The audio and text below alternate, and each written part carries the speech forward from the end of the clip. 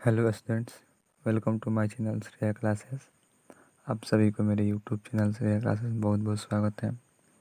तो फ्रेंड्स, हम लोग क्लास 10th में साइंस में हम लोग बायोलॉजी पढ़ रहे थे, जो चैप्टर नंबर 7 पढ़ रहे थे, जिसका नाम है नियंत्रण एवं समन्वय। तो इसमें हम लोग इसके पहले एक लेक्चर देख चुके हैं, एक वीडियो अपलोड हो चुका है, जिसमें हम लोग मानव मस्तिष्क को पढ़ चुके थे, अग्र मस्तिष्क, पश्च मस्तिष्क, मध्य मस्तिष्क को। उसमें इसके पहले वाले वीडियो हम लोग पढ़ चुके हैं।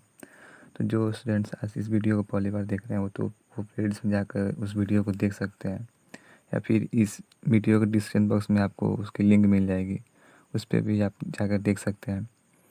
और हाँ, जो स्टूडेंट्स आज मेरे यूट्यूब पे पहली बार आए उनसे मैं यही कहूँगा कि एक बार प्लेलिस्ट में जाकर जरूर देखें, क्योंकि मेरे यूट्यूब चैनल पर क्लास 9 से 12 तक के सभी सब्जेक्ट को बिल्कुल बेसिक से पढ़ाया जाता है। तो चलिए आज हम लोग पढ़ेंगे, उच्छीपन से स्टार्ट करेंगे। इसके पहले हम लोग मस्तिष्क को देख चुके थे। तो वीडियो अच्छी लगे तो लाइक कीजिएगा, चैनल को सब्सक्राइब करके बेल आइकन दबा के ऑल नोटिफिकेशन पे क्लिक कर लीजिएगा कि जो भी वीडियो अपलोड हो उसका नोटिफिकेशन आपके पास सबसे पहले पहुंच जाए। चलिए स्टार्ट करते हैं। सबसे पहले एक नोट पॉइंट देखेंगे।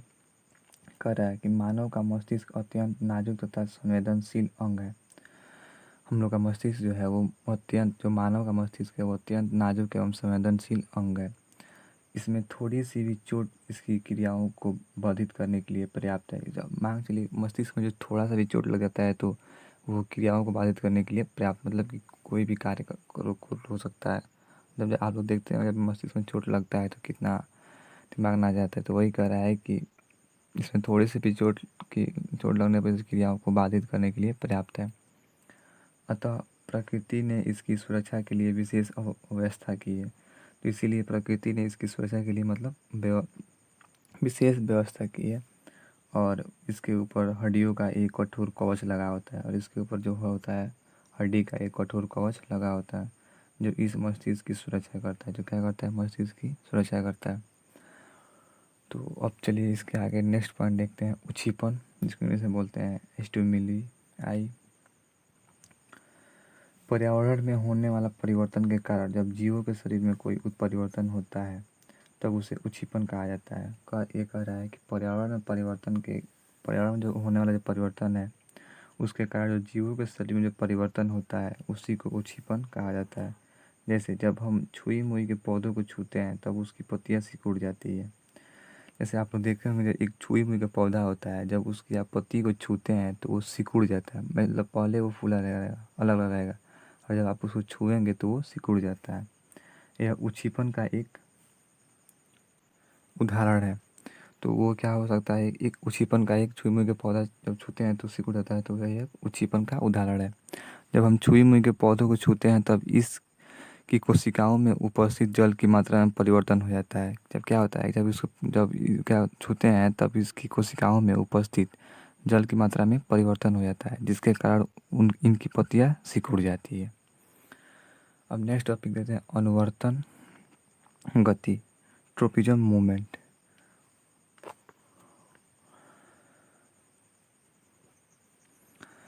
पेड़ पौधों में होने वाली गतियाँ मुख्य रूप से दो तरह की होती है। जो पेड़ पौधों में गति होती है वो मुख्य रूप से दो तरह की होती है। पहली गति वृद्धि पर आधारित होती है।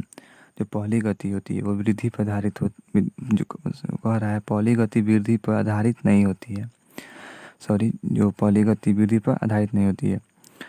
छुई मुई के पौधों को छूने पर उसकी पत्तियां सिकुड़ जाती है। छुई मुई के जो पौधे होते हैं उसको छूने पर उसकी पत्तियां सिकुड़ जाती है। कुछ समय बाद वह अपनी पूर्व की अवस्था में आ जाती है। और मतलब कह रहा है कि जब आप पेड़ पौधे में होने वाला गतियाँ मुख्य रूप से दो तरह का होता है। ये समझ में आ गया?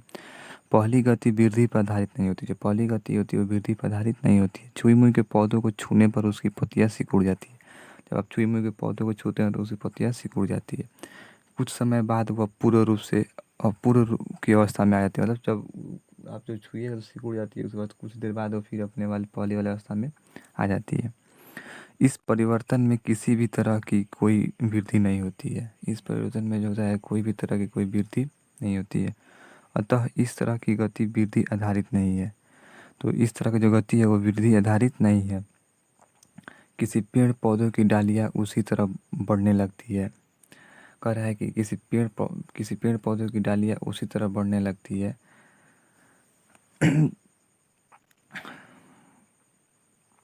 कह रहा है कि किसी मतलब पेड़ पौधे डालियाँ होती है उसी तरफ बढ़ने लगती है जिस तरफ उसे सूर्य का प्रकाश मिलता है। कहने मतलब ये है कि जब पेड़ पौधे मतलब जब बढ़ती है तो जब उसको सूर्य का प्रकाश जिधर ज़्यादा मिलता है उधर वो ज़्यादा बढ़ने लगती है। और हाँ स्टूडेंट, जो स्टूडेंट्स मैं जिस नोट से पढ़ा रहा हूँ अगर इसी तरह का नोट्स लेना चाहते हैं तो वो डिस्क्रिप्शन बॉक्स में नंबर दिया है, उस पर कॉल करके पता कर सकते हैं या फिर व्हाट्सएप में SMS करके पता कर सकते हैं कैसे नोट्स मिलेगा। जिस तरफ उसे सूर्य का प्रकाश मिलता है पौधे में होने वाला यह गति वृद्धि के कारण होती है। पौधे में यह होने वाला गति है वो वृद्धि के कारण होती है। पेड़ पौधे में वृद्धि के कारण होने वाली इन्हीं गतियों को अनुवर्तन कहा जाता है। कह रहा है कि पेड़ पौधे में होने वाली गति के कारण होने वाली इन्हीं गतियों को अनुवर्तन कहा जाता है। तो आप लोग समझ आएगा। अब चलिए आगे देखते हैं। अनुवर्तन को मुख्य रूप से 4 वर्गों में विभाजित किया जाता है। जो अनुवर्तन होता है उसको मुख्य रूप से 4 वर्गों में बांटा गया है। पहला है प्रकाश अनुवर्तन, फोटो फोटोट्रॉपिज्म। दूसरा है जलानुवर्तन, हाइड्रोट्रॉपिज्म। तीसरा है गुरुत्वानुवर्तन, जेट्रोट्रॉपिज्म। चौथा है रसायनुवर्तन, केमेक्ट्रोट्रॉपिज्म। तो चलिए अब एक एक करके सबको देखते हैं। तो फर्स्ट देखते हैं प्रकाश अनुवर्तन। पेड़ पौधों की शाखाओं ब्रांचेज में उसी तरफ गति होती है जिस तरफ उसे सूर्य का प्रकाश मिलता है। कह रहा है कि पेड़ पौधे की शाखाओं में डाली में उसी तरफ गति होती है जिस तरफ उसे सूर्य का प्रकाश मिलता है। पेड़ पौधों की शाखाओं में सूर्य के प्रकाश की तरफ होने वाला अनुवर्तन प्रकाश अनुवर्तन कहलाता है। ये कह रहा है कि पेड़ पौधों की शाखाओं में जो सूर्य के प्रकाश की तरफ जो होने वाला अनुवर्तन होता है उसी को प्रकाश अनुवर्तन कहा जाता है। नेक्स्ट टॉपिक है जलानुवर्तन। पेड़ पौधों की जड़ों उसी तरफ वृद्धि होती है जिस तरफ उसे जल स्रोत मिलता है। यह कह रहा है कि पेड़ पौधों की जड़ों में उसी तरफ वृद्धि होती है जिस तरफ उसे जल स्रोत मिलता है। पेड़ पौधों की जड़ों में जल की तरफ होने वाला यही वृद्धि जलानुवर्तन कहलाता है। कह रहा है कि पेड़ पौधों की जड़ों में जल की तरफ होने वाला यही वृद्धि जलानुवर्तन कहलाता है। अब नेक्स्ट टॉपिक है गुरुत्वानुवर्तन, जेट्रोट्रॉपिज्म, जियोट्रॉपिज्म। तो चलिए देखते हैं। पेड़ पौधों की जड़ों में वृद्धि के गुरु केंद्र की तरफ वृद्धि होती है। कह रहा है कि पेड़ पौधों की जड़ों में पृथ्वी के गुरु केंद्र की तरफ वृद्धि होती है जबकि इसकी शाखाओं में पृथ्वी के केंद्र के विपरीत दिशा में वृद्धि होती है। जबकि इसकी शाखाओं में पृथ्वी के केंद्र के विपरीत दिशा में वृद्धि होती है। इन दोनों तरह की विधियों को गुरुत्वानुवर्तन कहा जाता है। जो दोनों तरह की वृद्धि होती है उसी को गुरुत्वानुवर्तन कहा जाता है। गुरुत्वानुवर्तन पृथ्वी के गुरुत्वानुवर्तन कहा जाता है। पृथ्वी के गुरु केंद्र की तरफ पेड़ पौधों की जड़ों की गति होती है। कह रहा है कि पृथ्वी के गुरु केंद्र की तरफ पेड़ पौधों की जड़ों की वृद्धि गति होती है। अतः इस तरह के गुरुत्वानुवर्तन को धनात्मक गुरुत्वानुवर्तन कहा जाता है। तो इस तरह के जो गुरुत्वानुवर्तन होता है उसी को क्या कहा जाता है? धनात्मक गुरुत्वानुवर्तन कहा जाता है। जब पेड़ पौधे की शाखाओं में पृथ्वी के गुरुत्व केंद्र के विपरीत दिशा में गति करता है। कह रहा है कि जब पेड़ पौधे की शाखाओं में पृथ्वी के गुरुत्व केंद्र के विपरीत दिशा में गति करता है अतः इस तरह का अनुवर्तन ऋणात्मक गुरुत्वानुवर्तन कहलाता है। तो इस तरह का जो अनुवर्तन होता है वो ऋणात्मक गुरुत्वानुवर्तन कहलाता है। अब नेक्स्ट देखते हैं 4 नंबर रसायनुवर्तन।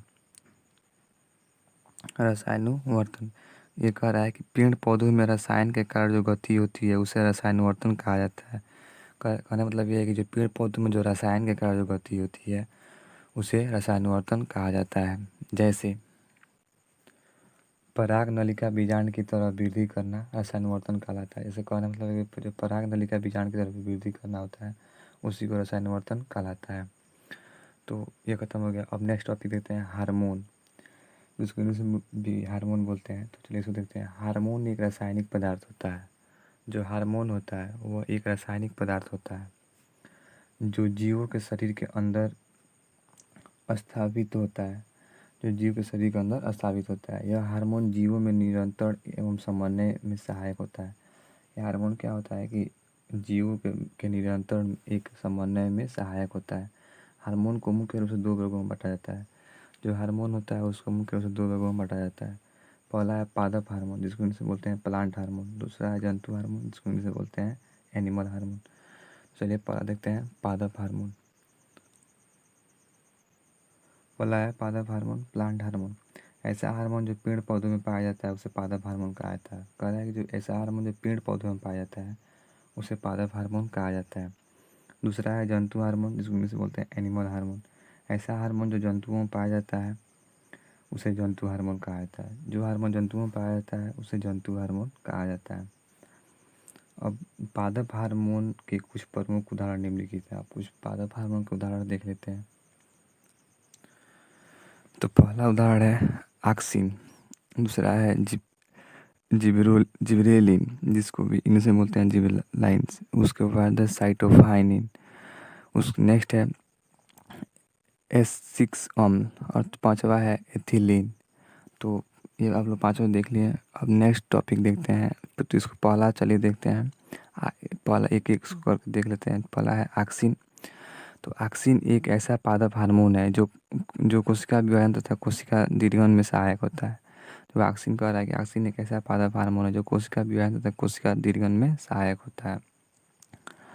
यह बीज सहित फूलों तथा फलों के विकास में भी सहायक होता है। ये बीज सहित जो फूल तथा फल होते हैं उसके विकास में भी सहायक होता है। अब नेक्स्ट देखते हैं जिबरेलिन।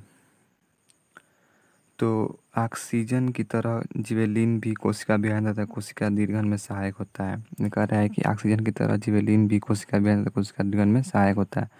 यह बीज रहित फूलों तथा फलों के विकास में भी सहायक होता है। ये बीज रहित क्या होता है कि जो फूल तथा फल होते हैं उसके विकास में भी सहायक होता है। जिबरेलिन बड़े आकार के फूलों तथा फलों के विकास में भी सहायक होता है। जिबरेलिन होता है वो बड़े आकार के फूल तथा फल के विकास में भी सहायक होता है। अब नेक्स्ट टॉपिक देखते हैं तीसरा साइटोकाइनिन। साइटोकाइनिन एक ऐसा पादप हार्मोन है जो पेड़ पौधों की पत्तियों, सब्जियों, फूलों इत्यादि को हरा भरा रखने में सहायक होता है। कह रहा है कि साइटोकाइनिन एक ऐसा पादप हार्मोन है जो पेड़ पौधों की पत्तियों, सभी फूलों इत्यादि को हरा भरा रखने में सहायक होता है। साइटोकाइनिन विशेष रूप से फलों तथा बीजों में अधिक मात्रा में पाया जाता है। जो साइटोकाइनिन होता है वो विशेष रूप से जो फल होते हैं, फल तथा बीजों में अधिक मात्रा में पाया जाता है। और 4 नंबर देखते हैं एब्सिसिक अम्ल। एब्सिसिक अम्ल कोशिका विभाजन तथा कोशिका दीर्घन को रोकता है। ये क्या करता है, जो कोशिका विभाजन तथा कोशिका दीर्घन होता है उसी को रोकता है। पेड़ पौधों के पत्तियों को मुरझा देता है और ये जो पेड़ पौधे की पत्तियाँ होती है उसको ये मुरझा देता है। अब नेक्स्ट देखते हैं एथिलीन। एथिलीन एक ऐसा पादप हार्मोन है जो गैसीय अवस्था में पाया जाता है। एथिलीन क्या होता है, वह एक ऐसा पादप हार्मोन है जो गैसीय अवस्था में पाया जाता है। इस हार्मोन के द्वारा फल पक जाते हैं। इस हार्मोन द्वारा क्या होता है, जो फल होते हैं वो पक जाते हैं। हार्मोन राइपनिंग हार्मोन कहा जाता है। इसको जो हार्मोन होता है उसको राइपनिंग हार्मोन कहा जाता है। तो उम्मीद करता हूँ आप लोगों को वीडियो अच्छी लगी होगी। तो वीडियो कैसी लगी कमेंट बॉक्स में ज़रूर बताइएगा।